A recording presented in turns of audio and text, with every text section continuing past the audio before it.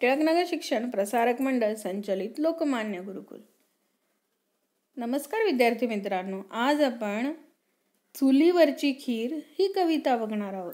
इथे तुम्हाला चूल दिसत आहे. हे बघा, गावाकडे शेतावर गेल्यावर लोक अशा चुली बनवतात आणि त्याच्यावर आपले जेवणाचे पदार्थ तयार करतात. आता याला इंधन म्हणजे स्वयंपाक बनवण्यासाठी आपल्या इथे गॅस आहे, तर या चुलीला इंधन कोणतं वापरतात?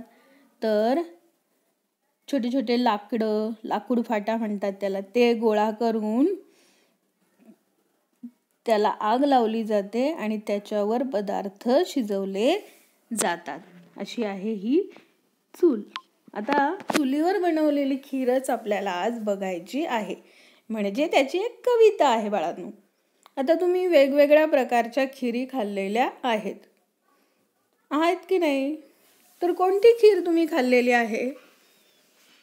बरोबर, शेवयाची खीर सर्वांनी खाल्लेली असते. पण अशा वेगवेगळ्या खिरी बनतात, त्या कोणत्या बरं? आता त्या आईला विचारायचं आहे. आणि त्या खीर तयार करण्यासाठी काय साहित्य लागतं हे तुम्ही लिहायचं आहे.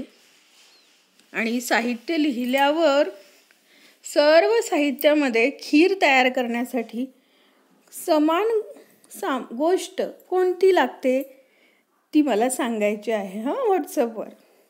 चला तर मग चुलीवरची खीर बघूयात.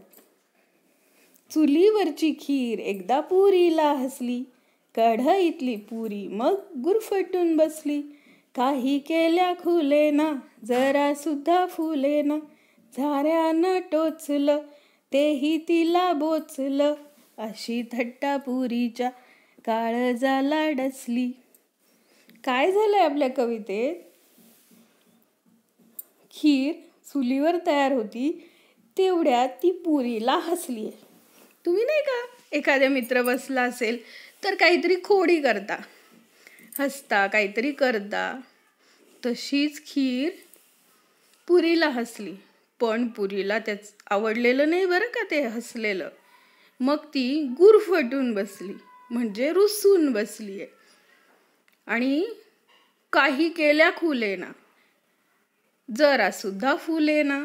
आता ती तळताना पुरी बघा कशी टम्म होते, पण आता तिला राग आलाय ना, मग ती काय अजिबात फुलेना. तिला झाऱ्यानं टोचलं तेही तिला बोचलं. आता बघा, पुरी करताना झाऱ्याने तिला हलवल्यास ती फुगते, पण आज मात्र पुरीला त्याचाही राग आलाय. आणि ही जी थट्टा केलेली आहे खिरीने, ती पुरीच्या काळजाला डसली. आता काळजाला डसली म्हणजे वाईट वाटलेलं आहे बरं का तिला, की खीर मला का बरं हसली असं तिला वाटलेलं आहे. चला तर मग आता पुढचं कडवं बघूया. पुरी झाली लाल, तिचे फुगले गाल, मन आले भरू, डोळे लागले झरू. तिथून उठून तरा तरा ताटात जाऊन बसली. काय झालंय? ती रागाने लाल लाल झालीये आणि तिचे गाल फुगलेत. आपल्याला बघा, कोणी रागवलं किंवा कोणी आपली थट्टा केली तर आपल्याला खूप वाईट वाटतं आणि आपले डोळे झरू लागतात, म्हणजे आपल्याला रडू येतं. आणि मग काय झालंय, पुरी रागा उठून ताटात जाऊन बसली. आता पुढे बघूयात काय झालं. खीर थंड झाली, वाटीत बसून आली, लाडे लाडे खीर मग पुरी जवळ गेली. पुरी ताई बघ जरा इकडे, माझे म्हणणे ऐक गडे. पण 4 शब्द ऐकेल तर पुरी ती कसली. पुरीला आलाय राग आणि ती पुरीताईने जे तिला ती सारखी म्हणते रागावू नको, मनधरणी करता तुमचा राग घालवण्यासाठी, जसं आम्ही आई बाबा तुम्हाला म्हणतो अगं जाऊ दे ग, तशीच खीर पुरी जवळ जाऊन म्हणते, पुरीताई माझ्याकडे बघ, माझं म्हणणं ऐक. पण पुरी काही ऐकायला तयार नाही. ती खूप रागावलेली आहे ना, म्हणून. पुढे बघूयात. पण तिकडून आली ताई, तिकडून ताई आली, तिने युक्ती केली, खिरीची नि पुरीची खूप गट्टी झाली. तेव्हापासून त्यांची जोडी पक्की होऊन बसली. कढईतील पुरी मग कधी नाही रुसली. आता काय झालंय, ताईने त्यांच्यात गट्टी केली आहे, म्हणजे त्यांच्यात परत मैत्री ताईने केलेली आहे. काय केली आहे? मैत्री केली आहे. गट्टी केली आहे म्हणजे दोघींची मैत्री करून दिली आहे. आणि तेव्हापासून मग त्या दोघींची जोडी काय झाली आहे? पक्की झाली आहे. आणि मग कधी कधी त्या पुरी रुसली नाही.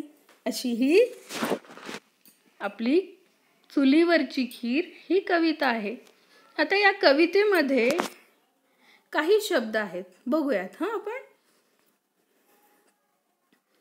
हे बघा मुलांनो,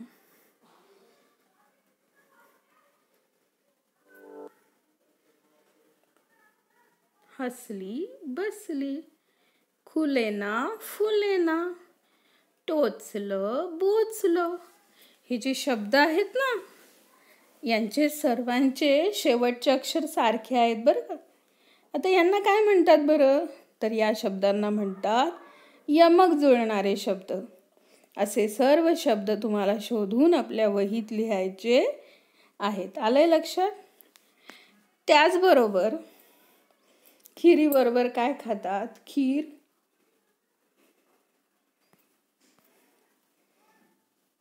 खीर, पुरी आणि पुरी श्रीखंड खातात. असे दोन एकमेकांसोबत खाणारे पदार्थ आहेत. आता तुम्ही मला सांगा, तुम्ही असे कोणकोणते पदार्थ बरोबर खाता? त्याची यादी करायची. आलंय लक्षात? त्याचबरोबर तुम्हाला कविता पाठ सुद्धा करायची आहे. आलंय लक्षात? चला तर मग पाठांतर करा. धन्यवाद.